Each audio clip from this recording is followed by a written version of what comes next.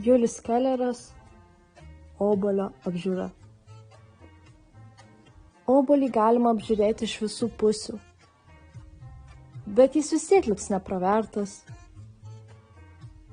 Akys tegali išmokti jo sieneles, jo kotelį, tačiau negali nė žodžio ištarti sekutėms.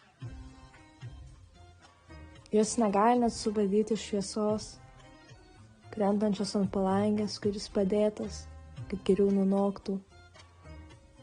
Jos negali mesti priekaištingo žvilgsnio jam, kad dar nešvarus, nenuplautas, nesupjaustytas, kad nekyla link gomurio. Akys išvis nedaug gali, nebent apžiūrėti įdėmiai. Jo senatvės dėmes, jo mėlynės ir įdubas, kurios radosi jam kritus ant cementinio šaligatvio. Ir žinoma, mėlyną kirmėlaitę, kuri jau susiruošė jį lankyti.